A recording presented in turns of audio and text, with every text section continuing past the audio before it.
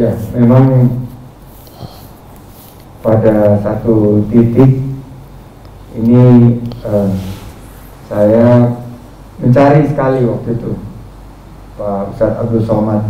Waktunya itu sekitar Agustus tahun 2018, dan pada saat itu satu Indonesia mencari Ustadz Abdul Somad itu ketemu.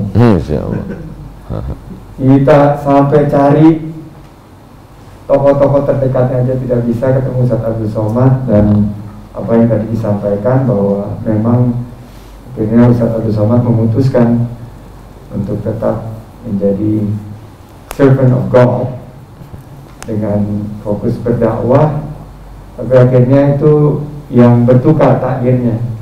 Mestinya takdirnya calon wakil presidennya Ustadz Abdul Somad akhirnya terlimpahkan ke saya, dan saya beberapa kali ya melihat ke belakang bahwa memang Allah berkehendak bahwa saya harus mengalami perjalanan, dan pada ujungnya pada tadi surat Ali Imran ayat 35, pada akhir perjuangan saya akhirnya surat Ali Imran ayat 26. Masya Allah. Auzubillahi minasyaitonirrajim. Bismillahirrahmanirrahim. Qulillahumma malikal mulki tu'til mulka man tasya wa tanzilul mulka mimman tasya wa tu'izzu man tasya wa tudhillu man tasya biyadikal khair innaka ala kulli syai'in qadir. Allah. Sadaqallah. Jadi begitu kisah kita, dan salah satu yang tidak akan pernah saya lupakan adalah pertemuan kita di Lembaga dan Baru, di mana di prosesi tepung tawar tersebut, nasihat-nasihat tersebut ternyata saya masih simpan karena masih relevan. Allah. Nah, oleh karena itu mungkin untuk mengawali dialog, nanti mungkin Pak Amin juga ada yang mau disampaikan. Tapi di tengah-tengah pandemi ini Pak Ustadz, kan banyak dari kita yang bisnisnya, usahanya sekarang lagi redup, banyak yang kehilangan pekerjaan, banyak yang mata pencahariannya juga hilang, di PHK dan lain sebagainya. Banyak ibu-ibu, mak-mak mungkin yang melihat tayangan ini, beban biaya hidupnya semakin berat, ongkos listrik, kuota buat anaknya juga bebannya berat. Nah, bagaimana untuk menyemangatinya nih Pak Ustadz Abdul Somad, agar kita tabah dan istiqomah menghadapi pandemi ini, dan mungkin Ustadz Abdul Somad bisa berbagi mungkin beberapa kiat-kiat, nasihat maupun saran sesuai dengan hikayat atau kisah-kisah yang para ulama pernah mengajarkan kita. Demikian Pak Ustaz. Peristiwa itu terjadi tahun kedua Bang Sandi. Nama perangnya Perang Badar. Lalu kemudian lokasi Badar itu 150 km dari kota Madinah. Nabi panglima perangnya. Pada perang Badar itu Nabi mendapat harta rampasan perang, ghanimah namanya. Kata Syekh Safiur Rahman Al-Mubarakfuri dalam kitab Ar-Rahiq Al-Maktum. Buku ini buku pemenang Nobel juara 1 lomba nulis biografi Nabi Muhammad. Sudah diterjemahkan ke bahasa Indonesia, tapi tetap dengan sampul judul Ar-Rahiq Al-Maktum. Penulisnya dari India. Di situ disebutkan Nabi dapat harta rampasan perang la taqillu an khamsina alfi dinarin zahabiyyin, 50.000 keping uang dinar. 1 dinar itu beratnya 4,25 gram emas murni 24 karat. Saya tidak bisa converse ke rupiah karena harga emas ini saya udah lama nggak ke toko emas Bang Sandi. Ada yang bilang 500 sudah naik, 900 sudah lebih 1 juta. 1 juta lebih. Nah, jadi bisa kita hitung sendiri 4,25 gram 1 keping. Waktu itu mereka dapat 50.000 keping. Nah, itu luar biasa. Dan saat kembali ke kota Madinah, datang Fatimah ngadu ke Nabi, mau minta, ya ini kan ayahanda dapat uang banyak ini, kira-kira bisa nggak ngasih pembantu Karena kami di rumah susah. Sayyidina Ali itu miskin. Lalu kemudian menimba air Fatimah, membuat adonan tepung gandum juga Fatimah. Lalu apa kata Nabi? Anakku Fatimah, sebelum engkau tidur malam, subhanallah 33 kali, alhamdulillah 33 kali, Allahu Akbar 33 kali, maka tidurlah engkau dengan tenang. Jadi kalau dibaca hadis ini nggak connect. Minta pembantu supaya ringan tangan menimba air dan buat adonan tepung gandum, kok malah dikasih subhanallah 33 kali. Apa sebenarnya pesan yang ingin disampaikan? Bahwa kepuasan materi itu tidak dapat mendatangkan ketenangan batin. Puncak dari ketenangan batin mesti diisi dengan yang spiritual, yaitu dengan zikir dan doa. Dan kita sebenarnya kalau kebutuhan pokok kita kan simple aja sebenarnya. Makan secukupnya, lalu kemudian pakaian juga secukupnya. Malam ini kami tidak ada setting dengan Bang Sandi bahwa harus pakai black or white, hitam putih, tidak ada sama sekali. Tapi padahal tadi pagi saya pakai putih Bang Sandi.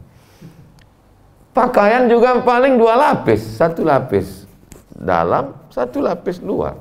Kalau ada sampai 4 lapis itu bukan kaya, itu demam. Lalu kemudian makanan juga begitu. Makanan sedikit aja cukup. Berhenti sebelum kenyang, makan sebelum lapar. Supaya jangan terlalu banyak memperturutkan hawa nafsu. Dan kita diajarkan mengunyahnya banyak. Lalu dulu saya berpikir kecil itu, ngapa ngunyah banyak? Mungkin supaya halus, ususnya nggak berat. Ternyata alasan itu salah satunya. Alasan yang lain adalah dengan orang banyak mengunyah, dia tersugesti bahwa dia sudah kenyang. Jadi ketika dia sudah kenyang, makanan itu tidak terlalu banyak masuk ke dalam. Jadi sebenarnya Nabi sedang ingin mengajarkan, ketika kau dekatkan dirimu pada Allah, itu bisa kita lihat dalam surat Quraisy, "Falyabudu rabb hadzal bait." Kau banyak beribadah kepada Allah, Allah berikan kau solusi 2. At'amahum min ju'. Kalau kau lapar, Allah kasih kau makan. Wa amanahum min khauf. Kalau kau cemas, Allah hilangkan kecemasanmu. Terlalu cemas melihat hidup sampai asam lambung naik, sampai semuanya naik. Sesungguhnya kenaikan harga itu tidak begitu parah dibandingkan naiknya asam lambung karena kecemasan, ketakutan yang luar biasa. Oleh sebab itu maka kadang hidup ini simple. Yang berat itu adalah omongan orang ke telinga kita. Saya dulu beli mobil Bang Sandi, mereknya nggak saya sebut takut jadi iklan gratis. Ketika saya beli, teman saya ini sahabat nih ngasih tahu, ini onderdilnya susah, kita di Riau nanti kalau rusak inden dari Jakarta, ini pula sistem minyaknya begini, kalau ini segala macam, ini juga seperti gajah haus, ini minyaknya banyak sekali. Saya pakai 2 tahun, semua yang dia bicarakan itu nggak terjadi satupun. Jadi lama saya berpikir, sebenarnya mobil ini biasa aja, tapi komentar orang ini yang luar biasa. Dan memang kita hidup sekarang ini semuanya komentar. YouTube komen, Facebook komen, Instagram komen. Ustaz nggak pusing dengan komen-komen ini, saya nggak baca. Saya baca yang baik-baik, saya baca yang kurang baik, yang kira-kira membangkitkan asam lambung, saya tekan.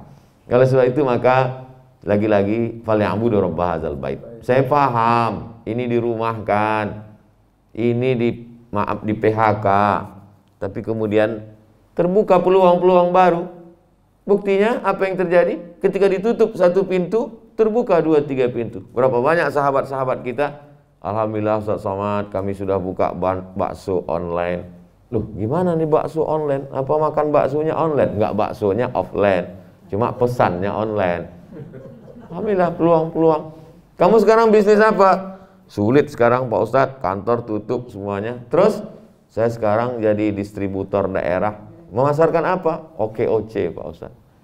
Alhamdulillah. Jadi apa maknanya? Bahwa kita selalu diberikan Allah peluang. Lau tawakkaltum 'ala Allah haqqa tawakkulih, kalau kau benar-benar bertawakal kepada Allah, la razaqakum kama ruziqat ta'ir. Kau akan diberikan makanan seperti seekor burung. Taghdu khimasan, terbang pagi dari sarangnya dalam keadaan perut kosong. wa taruhu bitanan, pulang dalam keadaan perut penuh dengan makanan. Uniknya burung terbang di atas, tapi makanannya di dalam laut. Bisa dia terjun ke bawah mengambil makanan.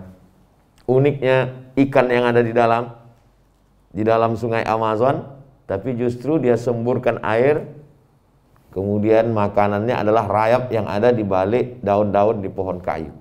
Ustaz tahu dari mana? Nonton TV. Betapa tontonan sesungguhnya bisa menjadi tuntunan. Ilmu tidak hanya terbatas pada ruang kelas dan buku. Makanya kata Nabi, man salaka tariqan, siapa yang melewati suatu jalan, yaltamisu fihi ilman, di jalan itu dia mendapat ilmu, bukan dari buku. Sahalallahu lahu bihi tariqan ilal jannah. Betapa bad news, berita buruk menjadi good news. Buktinya apa? Telepon menjadi viral. Peluang untuk orang membuka bahwa ini makanan sunnah, bukan bid'ah.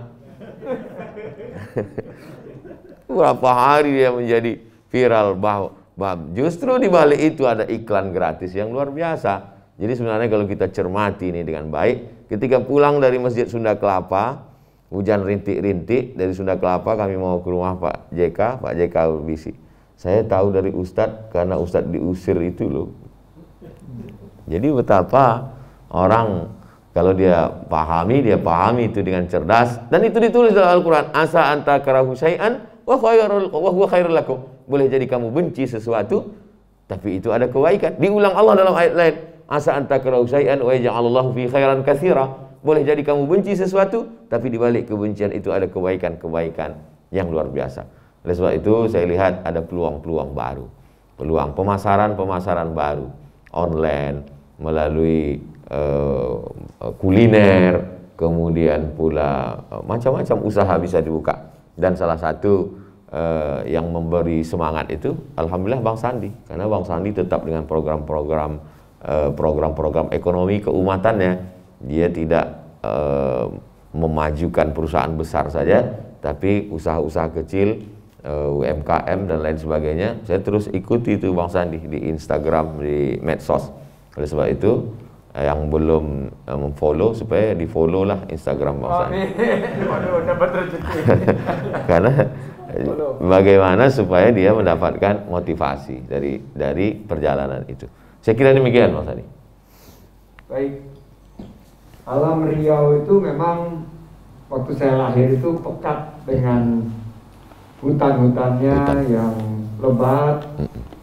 Dan alam Riau waktu di awal tahun 70 itu memang cukup sulit kalau mencari orang di Riau. Tapi di tahun 2018 saya diberitahu bahwa Ustadz Abdul Somad tidak bisa ditemui di Riau. Masya Allah. Jadi saya bingung gitu. Akhirnya melalui Ustadz Sambo tercapailah.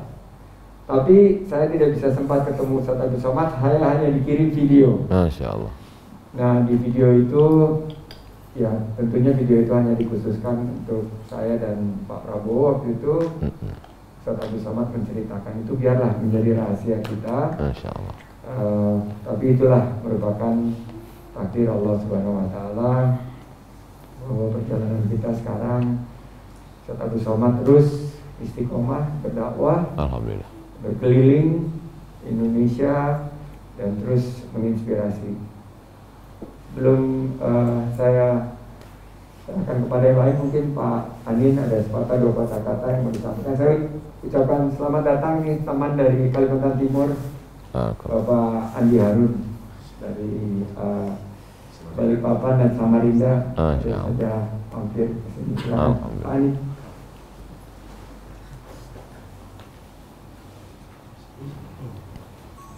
Terima kasih Bang Sandi. Assalamualaikum Pak Ustadz. Waalaikumsalam warahmatullahi. Terima kasih kesempatannya. Saya juga ketiban rezeki nih diajak Bang Sandi ke sini. Dan senang sekali udah lama nggak main ke rumah Bang Sandi, ketemu Bapak, Ibu dan juga Mbak. Mungkin dari saya Pak Ustadz, ini nih selama 6 bulan terakhir seluruh dunia ini melakukannya sama Pak Ustadz. Di rumah sama-sama, takutnya sama-sama, juga kekhawatirannya juga mirip-mirip. Jadi ada teori yang mengatakan bahwa Ya ini tuh great reset, jadi kocok ulang yang agung, jadi sangat besar. Pak Ustadz, kira-kira hikmahnya apa nih Pak ya? Tadi balik ini semua, dan kalau kocok ulang kira-kira nanti dunianya jadi gimana? Baik ya, lihat dari kulturnya, demografisnya, akhlaknya juga. Karena selalu bertanya-tanya di balik ini pasti ada sesuatu yang lebih besar lagi. Mungkin itu aja. Assalamualaikum warahmatullahi wabarakatuh. Waalaikumsalam warahmatullahi wabarakatuh. Langsung Pak Sandi. Ya, silakan. Mungkin pertanyaan Pak Andin saya ringkas jadi 3 poin. Yang pertama, menyadarkan manusia yang sudah sampai pada puncak kesombongan luar biasa sampai bisa buat matahari KW yang katanya lebih panas, sampai bisa menantang datangkan gempa. Tapi lalu kemudian tantangan Allah dalam Quran, innallaha la yastahyi ayyadriba mathalan ma ba'udatan, surat Al-Baqarah awal-awal. Allah tidak malu menciptakan makhluk yang lebih kecil daripada nyamuk. Allah tidak sebut virus di situ. Allah sebut, karena waktu itu yang paling kecil yang bisa dilihat manusia tanpa mikroskop di zaman itu 14 abad yang lalu nyamuk. Lalu kemudian mereka komen, untuk apa sih Tuhan buat nyamuk? Kata Allah, innallaha la yastahyi ayyadriba mathalan ma ba'udatan. Allah tidak malu untuk ciptakan satu makhluk bernama nyamuk, fama fauqaha, lebih kecil lagi daripada nyamuk. Dan sekarang buktinya segala yang adikuasa tampak tidak berkuasa. Sur balik-balik. Dulu betapa kalau di sebuah acara, di kantor kah itu, di manapun, dulu ketika melihat ada orang pakai cadar, itu menjadi pusat perhatian. Semua mata tertuju ke sana. Sekarang malah yang nggak pakai masker itu justru yang diperhatikan. Jadi artinya dunia ini sudah terbalik-balik luar biasa. Jadi ketika kita merubah suatu susunan untuk memunculkan susunan yang baru, skenario Allah Subhanahu wa taala, dan wabah pandemi ini bukan pandemi yang pertama. Dulu pernah Mufti Mesir Syekh Ali Jum'ah bercerita, di Mesir itu waktu itu penduduk Mesir 20 juta, disapu rata oleh pandemi, tinggal penduduknya 2,5 juta. 17 juta itu punah. Bahkan harta warisan pernah berpindah satu hari 9 rumah. Jadi habis sholat subuh ini meninggal, harta warisannya pindah ke sini, nanti jam 9 pindah ke sini, menjelang zuhur pindah, sampai malam 9 kali pindah rumah harta warisan. Saking kan luar biasa. Hanya saja waktu itu terjadi di Mesir, tidak terjadi di Yaman. Pernah terjadi di Andalusia, masjid-masjid ditutup, tapi tidak terjadi di timur. Tapi pandemi yang mewabah sampai seluruh dunia terjadi memang baru sekali ini. Artinya memang Allah Ta'ala luar biasa. Tadi Bang Sandi siang kami mampir ke BNPT. Jadi diperlihatkan kepada saya tentang kesimpulan, kata singkat pendek menceritakan secara ini semua bahwa Indonesia supermarket bencana. Supermarket bencana. Jadi ketika musim kemarau kebakaran hutan, musim hujan longsor, gunungnya hidup, batuk sedikit saja menghitam sekeliling Sumatera Utara yang sekarang amat sangat di Sinabung. Lalu kemudian Krakatau, anak Krakatau luar biasa. Dan ternyata kita tinggal di lempengan amat sangat mungkin terjadi, apalagi pantai barat. Jadi ketika melihat Pulau Sumatera tadi, saya lihat lempengan itu terjadi. Lama saya terpikir, kok bisa saya jadi orang Sumatera di tempat banyak ini? Kenapa tidak di sini yang tidak ada musibah ini? Tapi di balik itu semua ternyata ada kelebihan yang luar biasa. Ternyata di tempat yang paling banyak bencana ini, disitulah justru mineral-mineral. Dari mulai minyak buminya, emasnya, peraknya, timahnya, nikelnya yang di dalam. Lain lagi yang di atas, karetnya, kelapanya, lalu kemudian luar biasa. Oleh sebab itu Allah Maha Adil. Sesungguhnya dengan kecerdasan manusia, dia bisa menjaga alam, dan andai pun terjadi, dia bisa menghindar. Jadi yang pertama adalah manusia sedang ditunjukkan, ini loh Kamu yang merasa berkuasa, ada lagi yang lebih berkuasa, yaitu Allah Subhanahu wa ta'ala.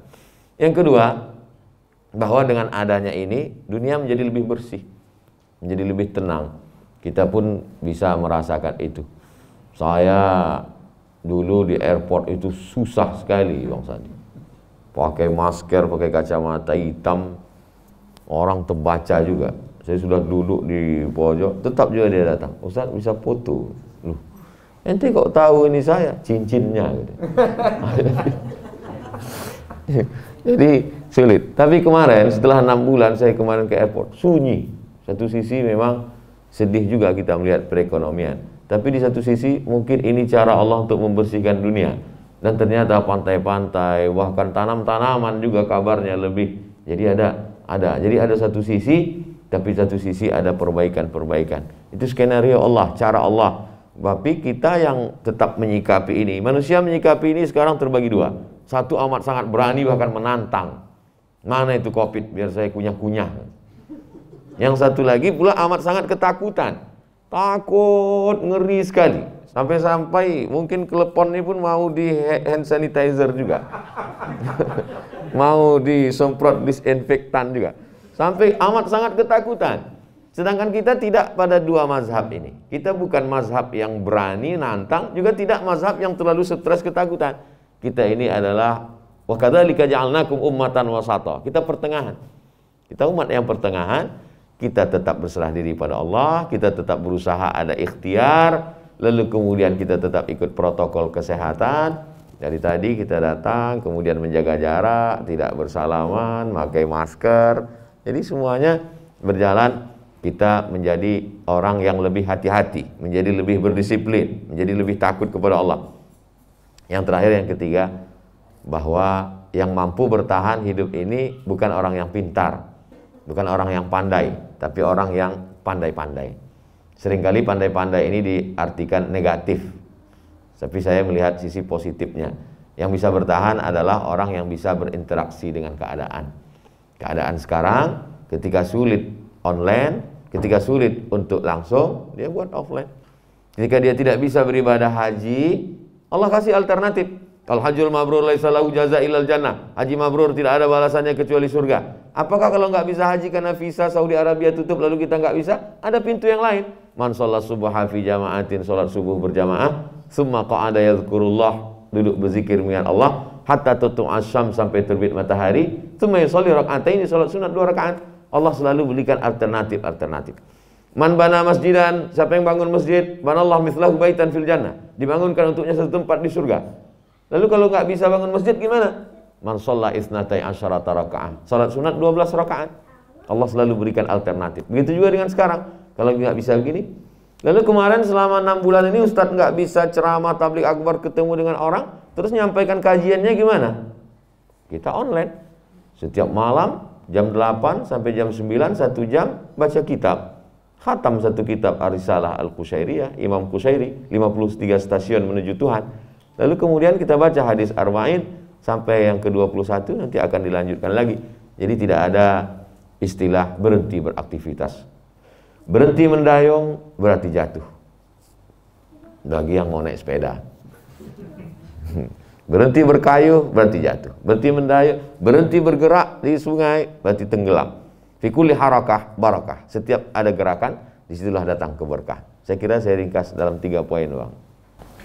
11 tahun yang lalu, kurang lebih ya, mungkin 11 tahun yang lalu, saya dapat satu tugas untuk menyelamatkan satu stasiun TV yang pada saat itu dimiliki oleh senior kita juga, Pak Abdul Latif, untuk direvitalisasi.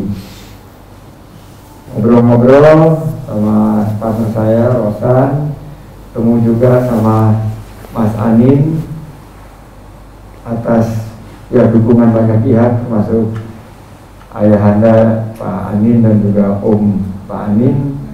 Stasiun tersebut setelah 11 tahun sekarang menjelma menjadi TV One. Masya Allah.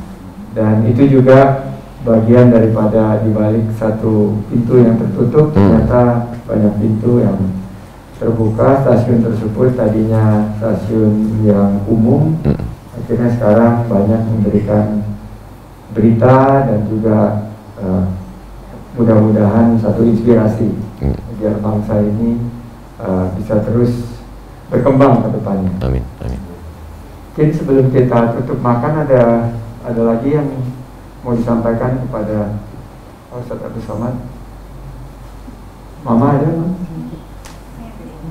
Kalau nggak ada yang Assalamualaikum warahmatullahi wabarakatuh. Waalaikumsalam. Usianya 80 masih semangat tuh. Masya Allah.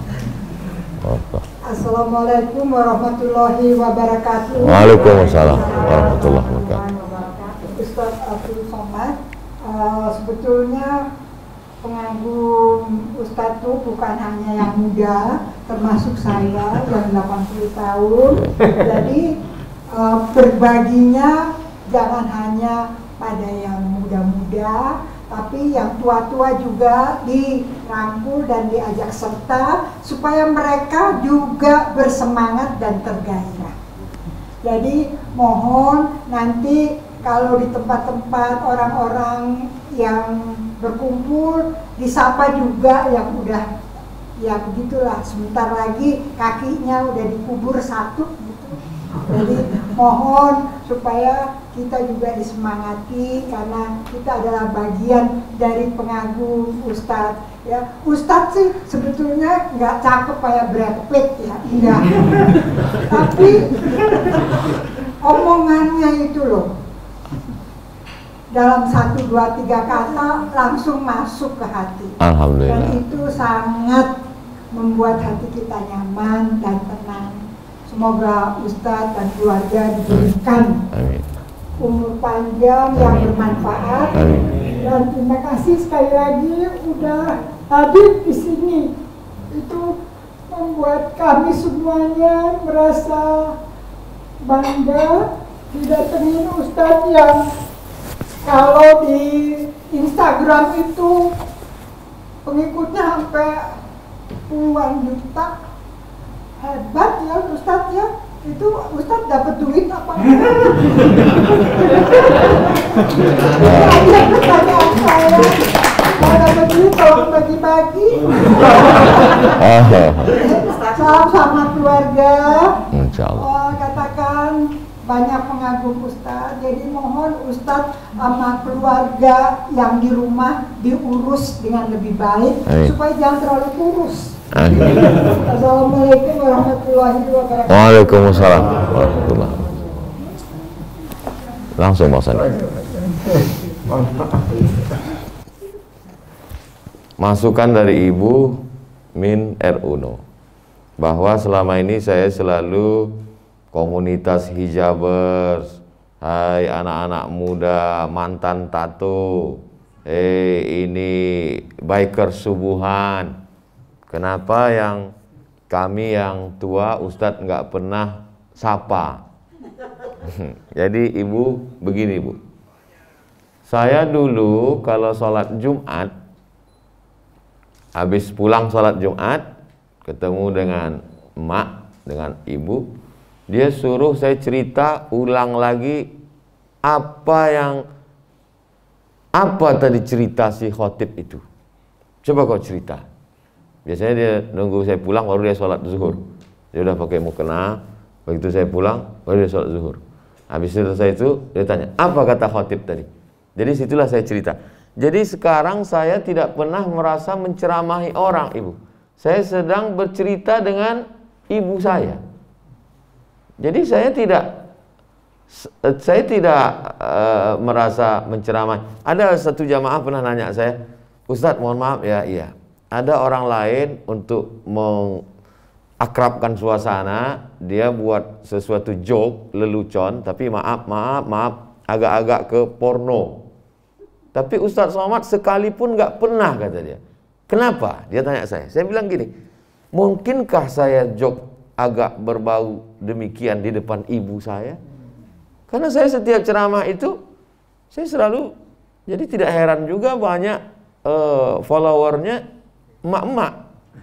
Karena memang seolah-olah saya sedang bicara dengan ibu saya, dengan kakak saya, dengan saudari saya. Tapi insya Allah yang ibu sampaikan mulai malam ini untuk yang besok pagi saya sapa ibu-ibu, ibu-ibu semua.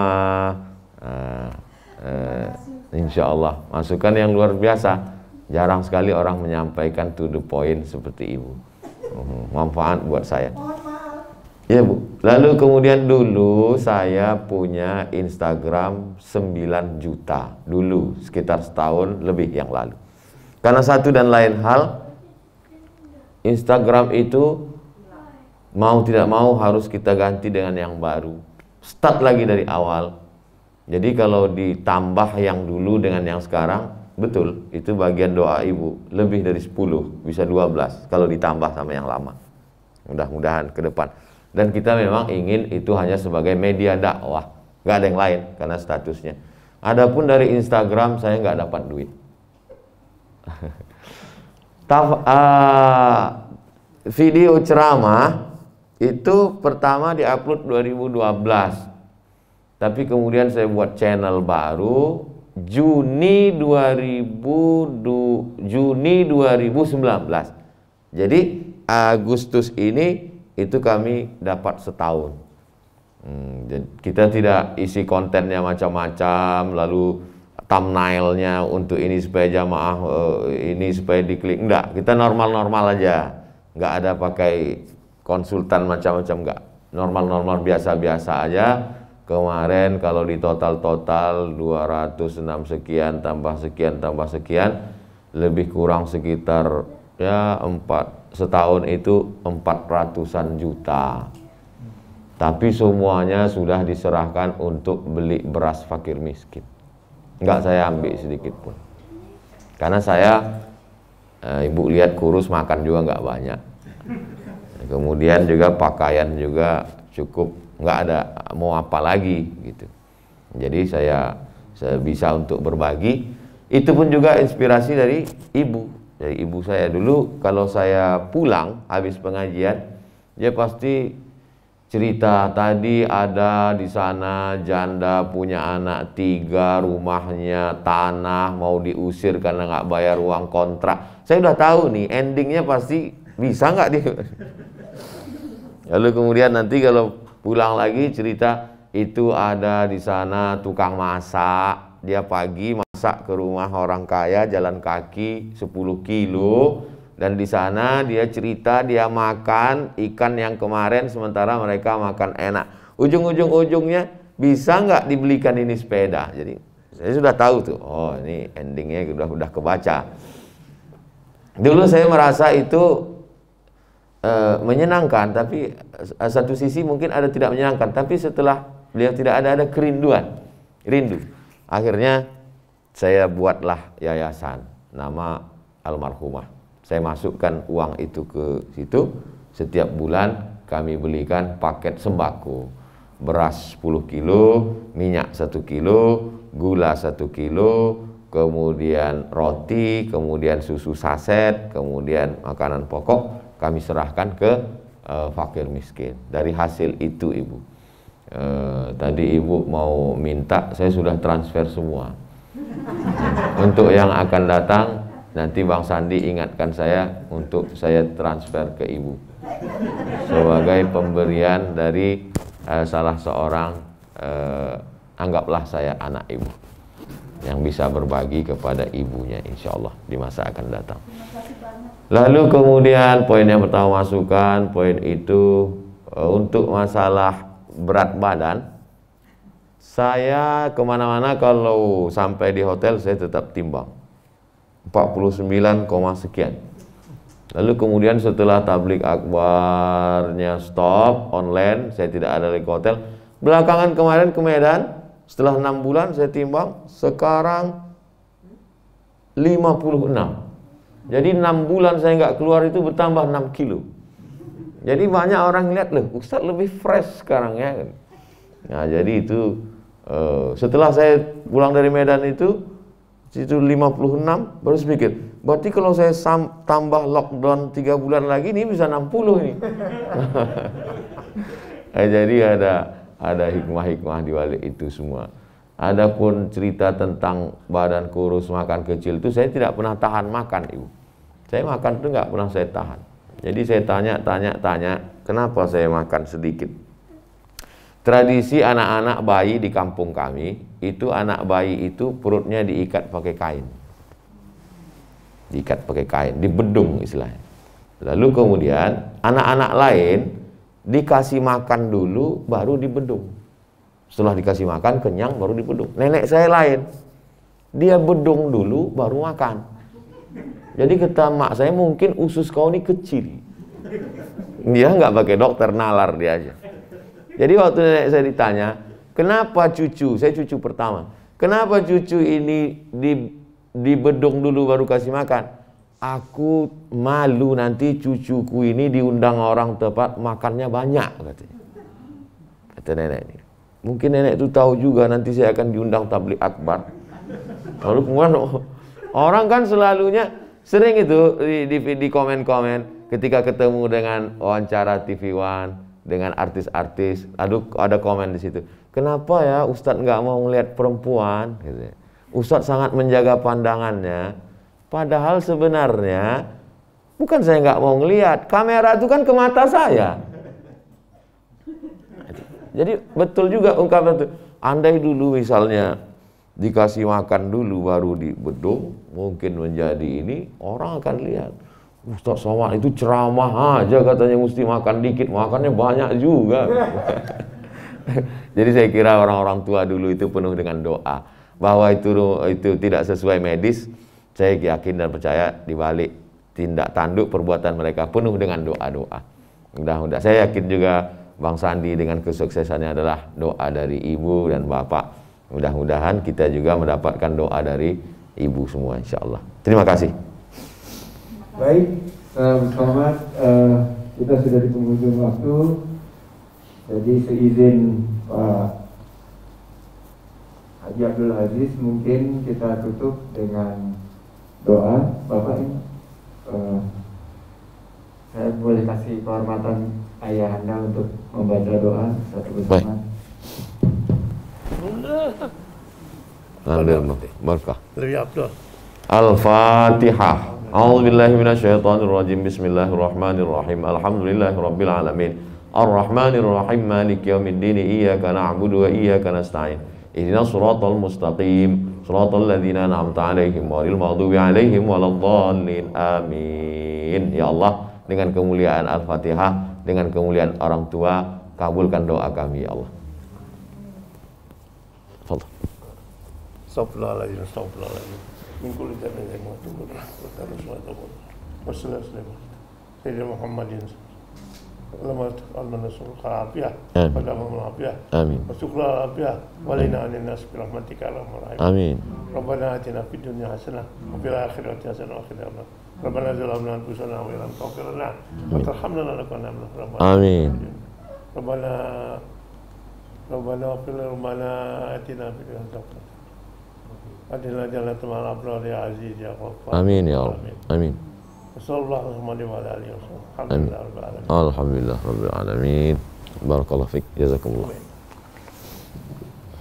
Demikian kita tutup majelis ini dan mengucapkan syukran jazakumullah khairan katsiran. Wa iyyakum. Barakallah. Ustaz Haji Abdul Somad, dan seandainya masih ada waktu, mohon sedikit mencicipi untuk menambah Masya Allah. berat badan. Dan ada telepon ini kami sengaja taruh dekat Ustaz Abdul Somad untuk, karena kami banyak pengusaha OKOC yang sempat turun, tapi sekarang naik lagi. OKOC sudah kembali lagi menjual telepon. Alhamdulillah. Dan penjualannya gimana? Sudah naik atau? Sudah naik kembali ya teleponnya ya. Alhamdulillah. Amin. Barakallah. Terima kasih. Kita tutup tentunya dengan mengucapkan alhamdulillah. Alhamdulillah. Dan semoga kita nanti diberi kesempatan keberkahan untuk. Amin. Amin. Amin. Assalamualaikum warahmatullahi wabarakatuh. Waalaikumsalam warahmatullahi wabarakatuh.